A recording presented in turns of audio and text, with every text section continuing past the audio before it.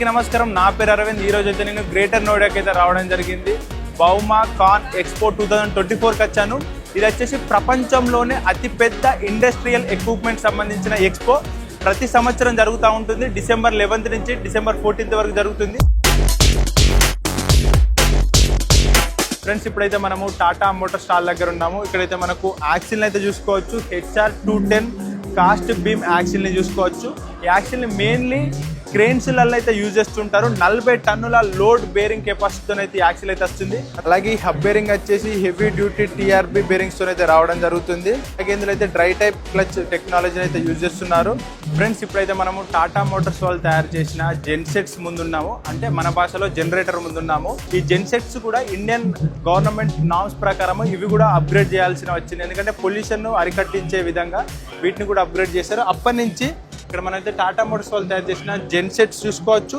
ఇది అప్గ్రేడ్ చేసిన తర్వాత CB i4+ టెక్నాలజీతో అయితే రావడం జరుగుతుంది.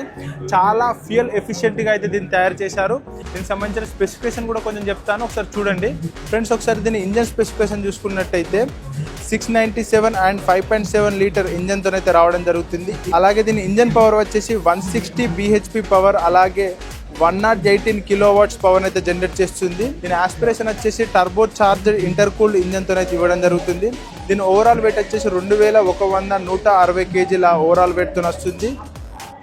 అలాగే దీని లెంత్ విడ్త్ హైట్ చూసుకున్నట్టయితే 3300 mm లెంత్లో, అలాగే 1250 mm విడ్త్లో, 1920 mm హైట్లో అయితే కంపెనీ వాళ్ళు తయారు చేశారు. అలాగే దీన్ని అయితే చాలా ఫ్యూయల్ ఎఫిషియెంట్గా అయితే తయారు చేశారు. చాలా రోజుల వరకు అయితే ఎలాంటి రిపేర్స్ కూడా రాకుండా ఉండే విధంగా అయితే దీని అయితే టెక్నాలజీని అయితే తీసుకురావడం జరుగుతుంది. అలాగే దీనికి సంబంధించిన ప్రతి ఒక్క స్పేర్ పార్ట్స్ కూడా ప్రతి ఒక్క కస్టమర్కి కూడా అందుబాటులో ఉండే విధంగా అయితే టాటా మోటార్స్ వాళ్ళు అయితే ముందుకు వస్తున్నారు.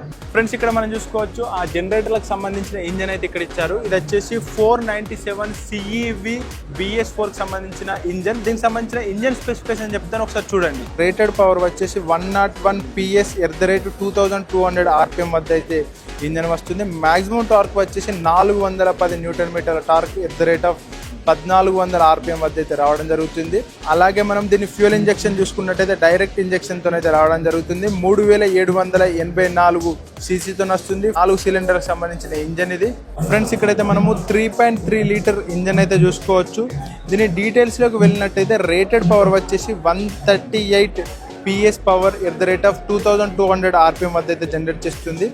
మ్యాక్సిమం టార్క్ వచ్చేసి 475 Nm టార్క్ను @ 1600 నుంచి 1800 RPM వద్ద అయితే జనరేట్ చేస్తుంది. ఇదైతే డైరెక్ట్ ఇంజెక్షన్ ఇంజన్తో అయితే రావడం జరుగుతుంది. 3300 cc జనరేట్ చేస్తుంది. 16 టన్నుల లోడ్ కెపాసిటీ తీసుకెళ్లే యాక్సిల్. టాటా మోటార్స్ వాళ్ళు అయితే దీన్ని చాలా హెవీ స్ట్రెంగ్త్తో అయితే తయారు చేశారు. ఎలాంటి రోడ్లలో కూడా చాలా సాఫీగా వెళ్తుంది. ఇక్కడైతే మనము మామూలుగా మనకు యాక్సిల్ తెలుసు, కానీ యాక్సిల్ లోపల సైడ్ ఏ విధంగా ఉంటుందో ఒకసారి చూపిస్తాను చూడండి. బ్రేక్ ప్యాడ్స్ ఇక్కడ ఇచ్చారు. ఈ విధంగా బ్రేక్ ప్యాడ్స్ ఉంటాయి. ఇంత పెద్ద హెవీ బ్రేక్ ప్యాడ్స్ ఉన్నా కూడా బ్రేక్స్ అయితే అక్యురేట్గా పడతాయి. అది మాత్రమే కాకుండా ఎలాంటి నాయిస్ కూడా రాదు బ్రేక్స్ చేసినప్పుడు. ఫ్రెండ్స్, చూశారు కదా టాటా మోటార్స్ స్టాల్కి సంబంధించిన వాక్ త్రూ. నాకైతే చాలా అద్భుతమైన టెక్నాలజీతో టాటా మోటార్స్ వాళ్ళు వస్తున్నట్టు అనిపిస్తుంది. అలాగే చాలా ఇన్నోవేషన్స్ చూసుకోవచ్చు. చాలా రిలబిలిటీ ఉండే విధంగా అయితే వీళ్ళ మిషనరీసే కావచ్చు, వీళ్ళ ఇంజన్సే కావచ్చు తయారు చేస్తున్నారు. నాకైతే చాలా అద్భుతంగా అనిపించింది. మీకేమనిపించిందో కింద కామెంట్ బాక్స్లో కామెంట్ చేయండి. మన ఛానల్ని సబ్స్క్రైబ్ చేసుకోవాలంటే సబ్స్క్రైబ్ చేసుకొని వీడియోకి లైక్ చేయండి.